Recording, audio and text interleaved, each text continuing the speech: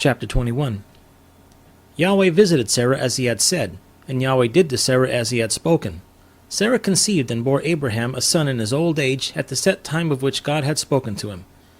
Abraham called his son, who was born to him, whom Sarah had borne to him, Isaac. Abraham circumcised his son, Isaac, when he was 8 days old, as God had commanded him. Abraham was 100 years old when his son Isaac was born to him. Sarah said, "God has made me laugh. Everyone who hears will laugh with me." She said, "Who would have said to Abraham that Sarah would nurse children? For I have borne him a son in his old age." The child grew and was weaned. Abraham made a great feast on the day that Isaac was weaned. Sarah saw the son of Hagar the Egyptian, whom she had borne to Abraham, mocking. Therefore she said to Abraham, "Cast out this handmaid and her son, for the son of this handmaid will not be heir with my son Isaac." The thing was very grievous in Abraham's sight on account of his son. God said to Abraham, "Don't let it be grievous in your sight because of the boy, and because of your handmaid. In all that Sarah says to you, listen to her voice, for from Isaac will your seed be called. I will also make a nation of the son of the handmaid, because he is your seed."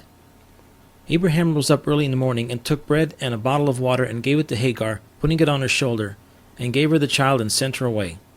She departed and wandered in the wilderness of Beersheba. The water in the bottle was spent, and she cast the child under one of the shrubs. She went and sat down opposite him a good way off, about a bow shot away. For she said, "Don't let me see the death of the child."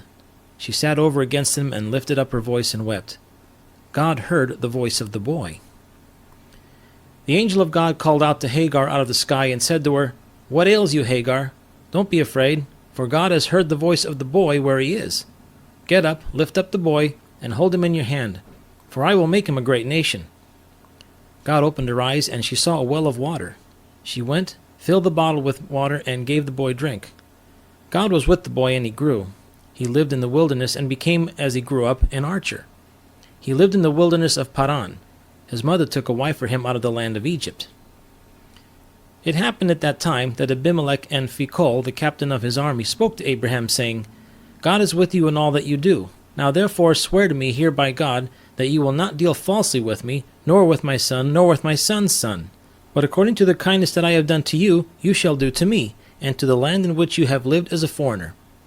Abraham said, "I will swear." Abraham complained to Abimelech because of a water well, which Abimelech's servants had violently taken away. Abimelech said, "I don't know who has done this thing. You didn't tell me, neither did I hear of it until today." Abraham took sheep and cattle and gave them to Abimelech. Those two made a covenant. Abraham set 7 ewe lambs of the flock by themselves. Abimelech said to Abraham, "What do these 7 ewe lambs which you have set by themselves mean?" He said, "You shall take these 7 ewe lambs from my hand, that it may be a witness to me that I have dug this well." Therefore he called that place Beersheba, because they both swore there. So they made a covenant at Beersheba. Abimelech rose up with Phicol, the captain of his army, and they returned to the land of the Philistines. Abraham planted a tamarisk tree in Beersheba, and called there on the name of Yahweh, the everlasting God. Abraham lived as a foreigner in the land of the Philistines many days.